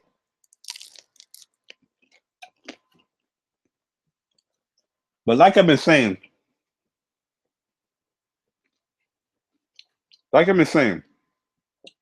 um, PlayStation VR. I said this in all the other live stream that I did that when people experience PlayStation VR and experience the exclusive experiences, that's the biggest difference between the other VR consoles, I mean systems, and the PlayStation VR is that PlayStation, I think you're going to have the better exclusive experiences, the games. You know what I'm saying? And I told people when they experience this thing, their mindset is going to change and how they think about VR. And a lot of people that's at E3 now that I mean, they probably heard what I said, but probably ignored it. I'm looking at their tweets and like, oh, I'm loving VR. I'm loving VR. But don't worry, there's going to be a day when Jay Barr is going to come out and say, I told you so. I told you. You know what I mean? I experienced this thing. Like I told you, rigs, that's going to be a seller. Battle zones, that's going to be a seller. Eve Valkyrie, that's going to be a seller. Now they add in on top of that Star Wars, Batman, Gran Turismo Sport, Drive Club. Those are things that you're going to be getting that you have those experiences. The Final Fantasy VR experience, like that's like I said in the live stream yesterday was when Zobi was there. That's something that I'm not going to personally do, but if you purchasing a VR headset, it's cool that you have that option to have something in there. Like, yeah, Final Fantasy, should you use Final Fantasy for that? I'm not gonna say you should use Final Fantasy. I personally am not gonna play no Final Fantasy in no first person, and I'm gonna be shooting a gun. You know what I mean? That's not Final Fantasy what I think of Final Fantasy. But the choice and the option to have that there, I think is okay for those people that just have a VR console. Like, oh, look, Final Fantasy got the experience. Let me go ahead. Mm-hmm. But yeah, VR is here to stay. For all the people that doubt in VR, I'm sorry to tell you, but your opinion is very minute. You are off the minority report. I put you in the minority report because there's more people that's more hyped for this thing than the more people that's negative. A lot of people can scream to the heavens like, "Oh, VR is going to suck." It doesn't matter what you say. People still going to buy it. People still going to want to experience it. You can stay there by yourself and not experience it, but people that the majority of people is going to buy it, experience it, going to like it. That's just my opinion. But moving on. Oh, one of the weakest sides of the show, from in my opinion, even though the announcement was still kind of cool, but it was a little disappointing, is the Crash Bandicoot. We didn't get a new Crash Bandicoot, but we are getting 3 great Crash games. remastered from the ground up. And they confirmed it earlier today. When I was listening to it about the Crash, they said, yeah, they're remastering Crash 1, Crash 2, and I think it's Crash I think Crash 3, what's it called again? I forgot the name of the other one that was remastering. But I know it's Crash 1, Crash 2, and I think it's Crash 3 that they're doing it, but it's not called Crash 3 or whatever. I forgot the name of it. It's gonna hit me though. But at the end of the day, you still getting 3 Crash games remastered from the ground up. And to me, that's still huge. You know what I mean? Because Crash 1 and Crash 2, love those games. You know what I mean? And to see that stuff being done from the ground up, yeah, you can sign me up all day for that. You know what I mean? You can sign me up all day for that. I'm with that all day. You know what I mean? But yeah, 3 Crash games. I wonder how much they're going to sell it for. I want to see how they're going to sell it for. Are they going to sell it for like $40 each? Is it going to be one package game? I don't know. They didn't really. Oh yeah, Cortex Strikes Back. No, that's 2. Cortex Strikes Back is Crash Warped. Crash Warped. That's what it is. Warp, yeah. But yeah, those 3 games remastered. The Spyro Crash, I hope that's not the design of Crash, because that look bad. That looked bad, yo.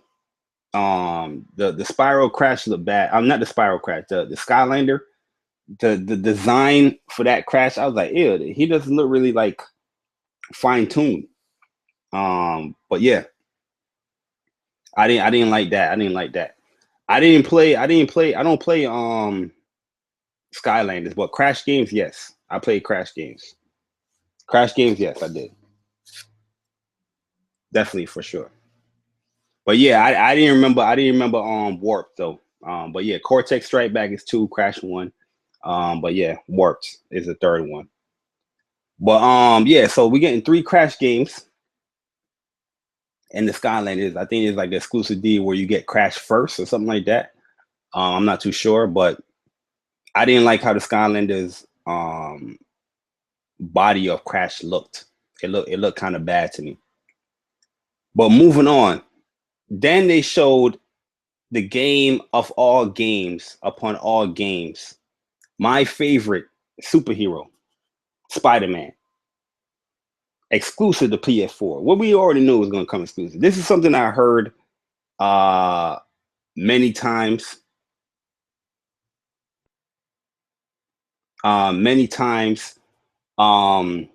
Where we heard the rumors about Sucker Punch doing it. But when I saw Insomniac, I was like, whoa, Insomniac is doing this joint?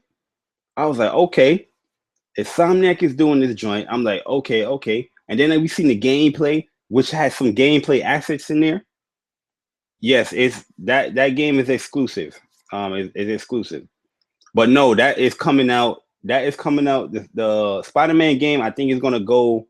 It's not a movie tie-in, but it's gonna launch around that same time of it. It might come out a little bit later in the movie, but I don't think it's gonna be 2018. I don't think any of the games that they showed is coming out 2018 outside of the Kojima game.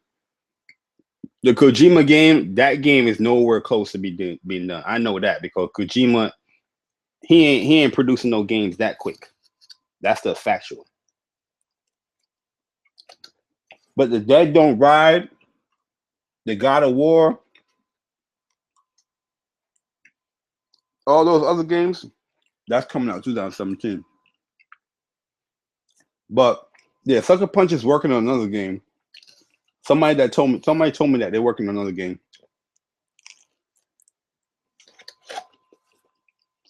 I know somebody that's doing the voice acting for that game. But Spider-Man, when I saw that, I lost it, bro. That's when I was like, Sony, you can end this conference right now. It's over.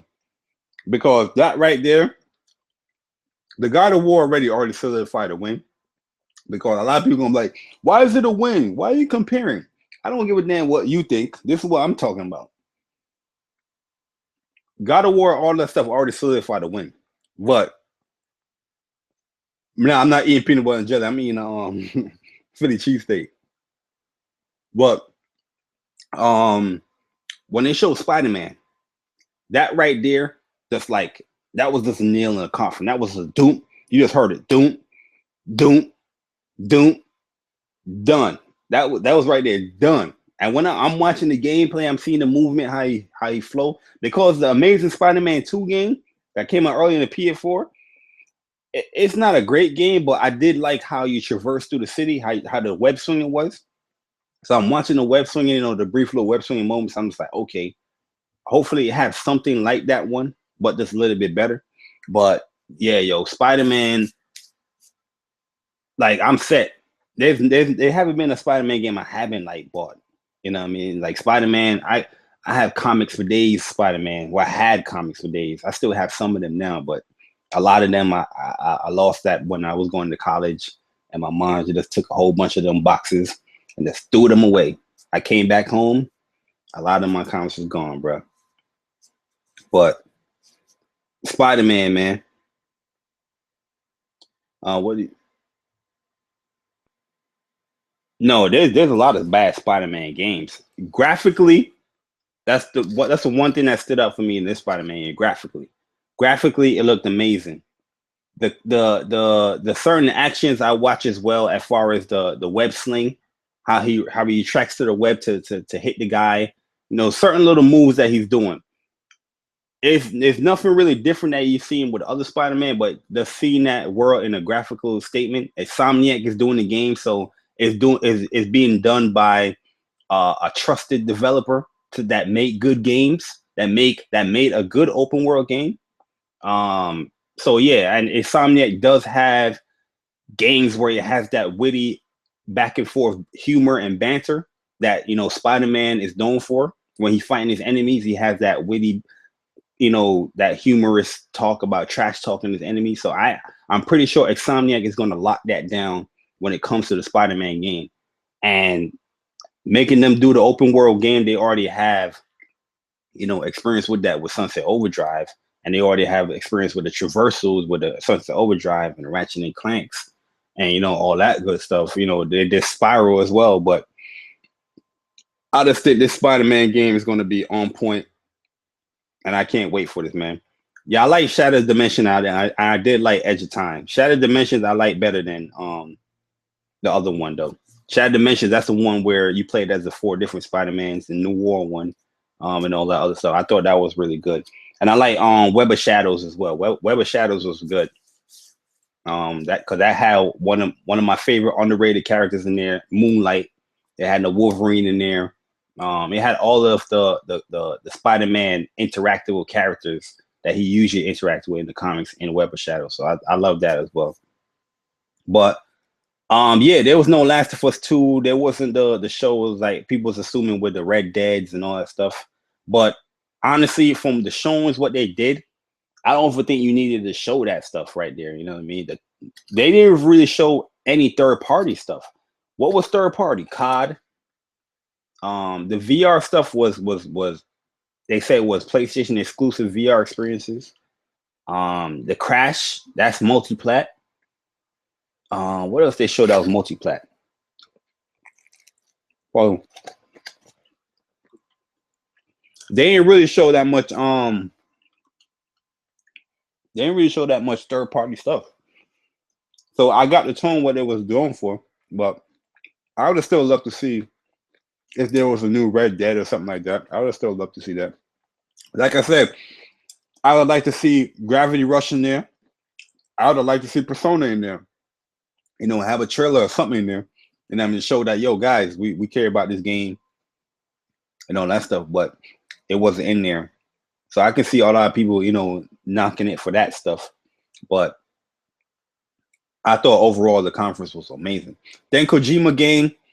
Kojima game, is it going to be on PC? Because I saw a PlayStation. I didn't see PC on the trailer. And when I watch it again today, I didn't see anything about it being on PC. It didn't say anything on PC.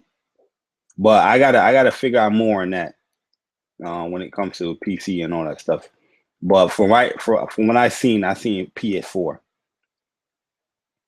But let me go and see real quick.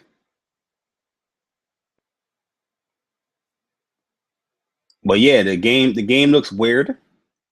It definitely has some PT influences in there with the baby. Norman Reedus in there. A lot of people was like, "Why is there a baby on the floor?" Like, yeah, they definitely took some aspects from PT. If anybody played PT, you definitely know where that crying baby is coming from when you got a little pass or that little dream that you went into. You know what I mean? Do the drinking and his wife and all that stuff. Oh yeah, Resident Evil. That's another one. Oh yeah, and Lego as well. So yeah, 4 multiplats that they show, which is I think that was really decent as far as the multiplat aspect. You know what I mean? It wasn't too much, but it wasn't too little. It's still the people that you partnered up with, you still got to show their stuff. Because they definitely had to show that Lego stuff because that's partnered with Disney and Disney partnered with Marvel. Resident Evil. I don't know if Resident Evil is coming to the other VR platforms, but I'm gonna assume it is gonna come. No, the Crash remastered. It's not multi-platform. The Crash Skylanders is. No, the stuff from VR is exclusive. They said that these are PS VR exclusives. The Star Wars, the Batman, that other game, the because some of the stuff was being done by first party. Remember, they said it's going to be done by first party. Then they're going to show multi-plat stuff, and I think some of that stuff is going to be exclusive to PlayStation VR. But yeah, my overall opinion.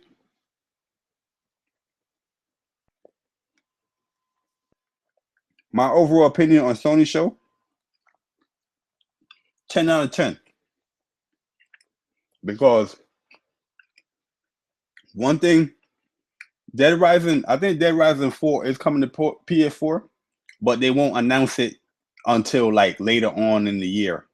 They won't announce that. Probably closer to when the game is actually going to come out. They're going to announce it for PS4 because, like I said earlier in the Microsoft conference, they were saying a lot of things exclusive to Xbox One and Windows 10. But when Dead Rising came out, they said coming to Xbox One and Windows 10. They didn't say exclusive. And I know that Microsoft is publishing the game. I heard that they're publishing the game, but that doesn't mean anything because it's still a third party title, and Tomb Raider went to is going to PS4. But overall, for me personally, it got a 10 out of 10 because those games that they showed and the pacing of the show was on point. Sony has horrible pacing when it comes to E3 and their showings. But lately, Paris Games Week was probably one of the best PlayStation shows this generation. But this E3, in my opinion, as far as all the E3s that Sony has showed, this is like literally one of the best ever that they have shown. And yeah, I definitely do agree that they definitely missed out on a lot of the Japanese love because there's a lot of Japanese games coming out. Star Oceans, I Am Setsuna, Exodus Archive, Persona 5. There's a lot that I'm missing. The Fairy Fences and all that stuff. Those games are definitely coming out, but E3, I don't think that fits the audience as far as people watching it. So you might see that probably like at if they do go Gamescom, but definitely that's going to be at Tokyo Game Show. You might see some of that stuff at Paris Games Week. You definitely might see some of that stuff at PlayStation Experience. But yeah, but they still showing some of that stuff at the conference right now because they still have the live thing. But this is why it got a 10 out of 10 for me. The games that they were showing is bar none better than anything that any conference has shown, in my opinion. The live orchestra that was playing was doing each game individually live. Because the whole time I'm like, yo, is that live? They say, yes, it's live. Everything they was doing is live, yo. So imagine playing that live orchestra and you got to sync with the actual gameplay of what's going on. That is crazy. And you know what? It's something different. It's something left field. And at the end of the day, it worked. It fit the show and it worked. And it complemented the show. So that's why I'm saying that's the reason why for me it got a 10 out of 10. And it was literally the best PlayStation E3 I've seen in a very long time. Very long time. But yeah, I thought it was great. A lot of games that a lot of people was asking for. People was looking for a God of War. People was wondering what happened to Sony Bang game. People wanted a release date on Last Guardian. You got more gameplay from Horizon, showing you a little more in-depth gameplay. Kojima's game got shown, and you got a title. People was worried about that. I know the industry is going to go crazy for that. Resident Evil, a new Resident Evil got announced. Different kind of Resident Evil in first person, but you know it has that. I don't even know. I didn't really see no zombies and stuff like that. I just saw the atmosphere of it being scary. But playing the kitchen, I know Resident Evil is going to be crazy. Yeah, there's no Shenmue, there was no Final Fantasy, but it was that was all right. Yeah, Final Fantasy, that was probably one of the best reveals there. Shenmue, I'm cool with Shenmue. I supported Shenmue, but I'm not like a Shenmue like enthusiast, like hardcore Shenmue fan where I'm going like, oh, they show Shenmue 3, I get crazy.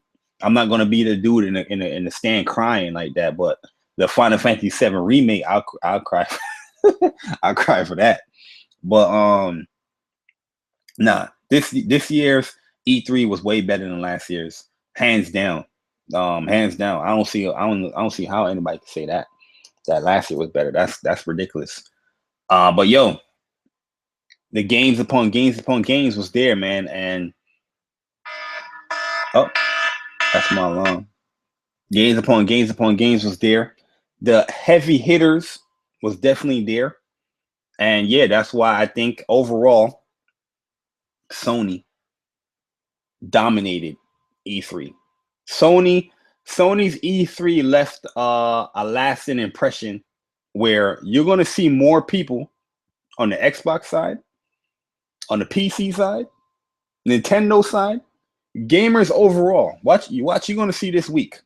Mark my words. It's here. It's January 14th and it's 9:31 p.m. There's going to be more people talking about what Sony showed on their E3 stage than any other conference out there. There's going to be people having podcasts that their podcast the segment on Sony is going to be longer than their preferred platform, because Sony's conference left a lasting impression that is bigger than any of the other conferences, and people don't even know that. Because watch how people talk about the conference. You're going to see it. You're going to see a lot of talk about Sony conference, a little bit talk about Xbox conference, a little bit talk about EA, Ubisoft, but they're going to harken back on to PlayStation conference because that left a greater lasting impression than all the other conferences. Because even though there was inclination of a God of War coming, it was still very surprising to see that much gameplay off it. Detroit Becoming Human, we thought the story was just one thing, but then we saw a new character showing you more detailed gameplay. Amazing. Horizon looks amazing. Everybody that doubt Horizon about the story and all that stuff, I don't know what you can tell you no more. I just ignore people sometimes when I listen when they talk about Horizon, I'm just gonna ignore you. But Horizon looks amazing. Sony Ben's game. Everybody was worrying about what Sony Ben was doing. They haven't shown this game for like 3 years now, and that left a crazy last impression. With their gameplay, you know, people's gonna be talking about that heavily. You know what I'm saying? Then the Spider-Man game. You have an exclusive Spider-Man game to PlayStation 4. And there's gonna be a lot of salty people about that. You know what I mean? A lot of people's gonna be like, "Oh, but look at Sony guys praising Spider-Man being exclusive, but they was getting upset about Tomb Raider." So that right there, that announcement right there is gonna have people talking about Sony conference. That's why I'm saying that Sony conference left a very, very strong lasting impression. I didn't really get to see the Zelda stuff. I thought the Zelda stuff looked good. The Zelda stuff looked good. I like the art style for Zelda. I'm definitely going to be picking it up. I don't think I'm going to be Matter of fact, do I have to wait for the NX? I think I got to wait for the NX, right? Because I think it's going to be launching with the NX and the Wii U at the same time. If it doesn't launch with the NX and it comes out before the NX, I'm going to pick it up on the Wii U so I can play it. But overall, PS4, Sony had the best show. If you disagree, no disrespect to everybody in here. I love you guys. You know what I mean? I value your opinions. But as far as E3, if your opinion doesn't line up with mine,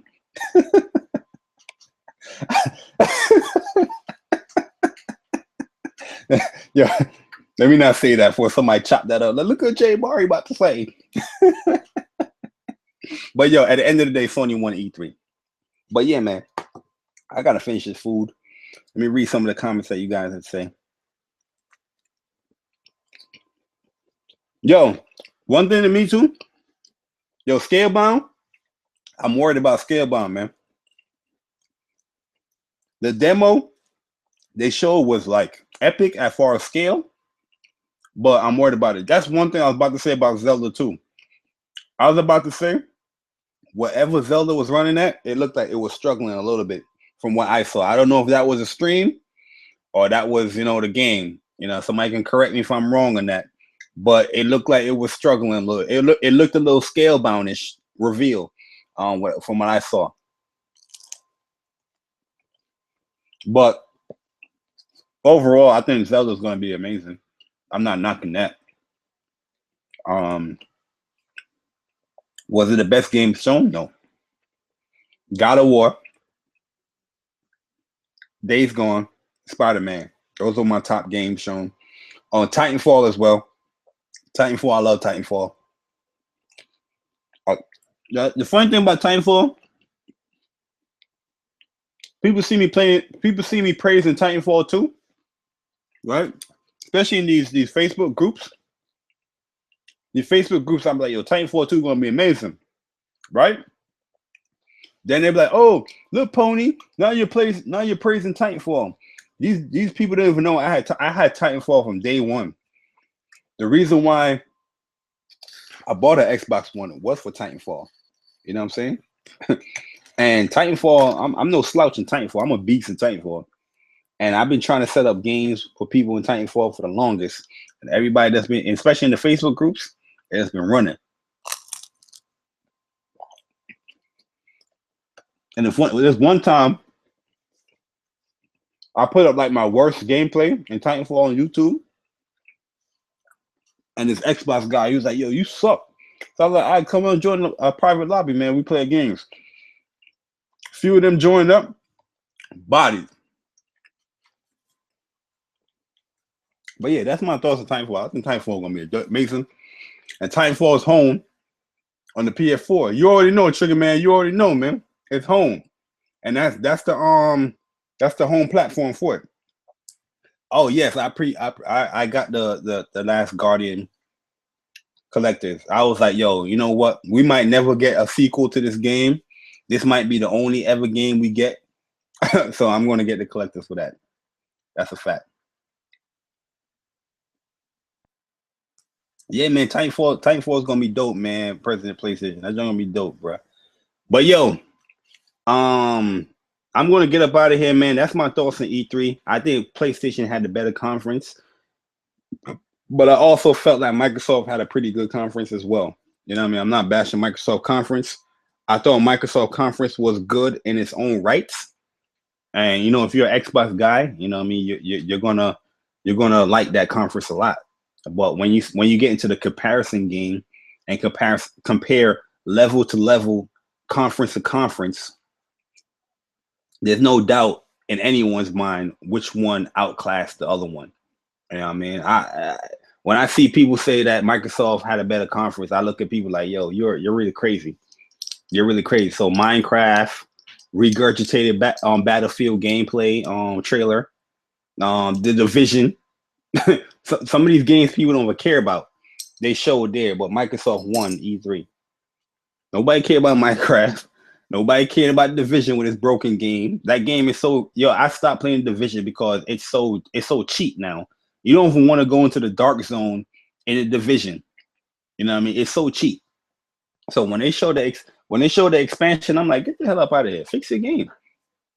Man. Like I said, Battlefield 1 regurgitated gameplay. They showed the worst Final Fantasy 15 demo in the world. And like I said, Final Fantasy 15 is my most anticipated game this year to come out. But they showed the worst demo in the world. That demo was terrible. It was a terrible demo to show on the Xbox stage. You know what I mean? They need to show something better. I felt like that was like a last minute mock-up. It's like, yo, we need to get you on board. Come on over. We're just gonna put whatever on there. You know what I mean? That's what I felt like that was. Halo War 2s, I don't care about Gwent. Look at the L's that Microsoft took. Battlefield 1 regurgitated demo trailer. Gwent L.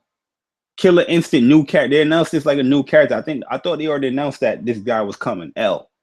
Minecraft L. Division L. You know what I'm saying? The Happy Few saved that conference. We Happy Few, that gonna save that conference. But yeah, I'm sorry, man.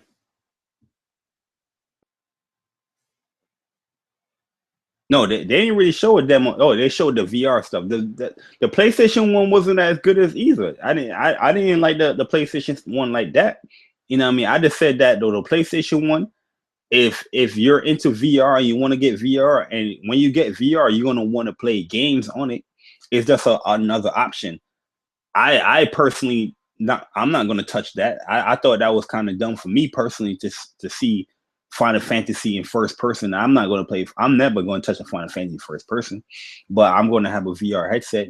I might try it. You never know. But I'm just saying the option is there. But the demo they show for the Xbox stage, where people on the Xbox side, is not really gonna get that type of game. Let's be honest. They're not really gonna get. They're gonna have those people that's gonna get it, but the majority is not gonna get it. They should have showed a better demo to draw those people in. Like, yo, that looks really cool. What in that demo they really showed? The dude was just swinging his arm and he was just dodging and getting hit. that was the demo, man. You know what I mean? That joke, I was like, yo, come on, bro. Because even when I was watching it in the live stream, I was like, yo, are they gonna do like a summon? They gotta do like a summon to show something really cool and flashy.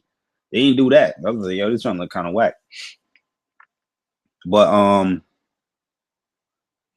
did show both VR and normal gameplay?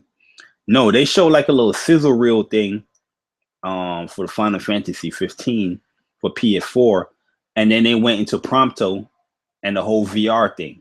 You know, because the whole time they were showing the little sizzle reel thing with Final Fantasy, they were showing it in the back of Pronto watching it from his aspect, from his view aspect. And then they showed the whole VR, him closing up and the guns and all that stuff. But yeah, like I said, it wasn't like the best demo in the world. Like I said, it's my most anticipated game, but the demos was bad on the Xbox side. It wasn't good on the PlayStation side either. I'm not denying that. But yeah, guys, I'm gonna get up out of here, man, because honestly, I gotta do some things and chill, man. But I just want to give my thoughts. You know what I mean? If you guys missed that stuff, because I had to delete all the press conferences because they was all getting hit with like copyright strikes from EA, from Ubisoft, from Activision. I seen some Mexico thing on there, and when I was gonna do this live stream and I was setting it up, it says like, yo, you already got like a copyright claim on here. If you get one more, you won't be able to live stream. So I just deleted everything. You know what I mean? So it won't be on my channel. So that's why you don't see those stuff on there. And that's the reason why I'm doing this video and it's so long and all that stuff. But yeah, man, I'm about to get up out of here. Red Dead 2, we'll see. The E3 week is not over yet, but I'm pretty sure if that game was announced, if that game was going to be announced, it'd have been announced already, like today or whatever. But I don't know. But yeah, I'm going to get up out of here, guys. Thanks for coming through. Much appreciated. Thanks for helping me remember Crash 3, Crash Warped. You know what I mean? But yo, I'm getting up out of here, man. It's your boy Jay Barry. And I'm gone. Doses.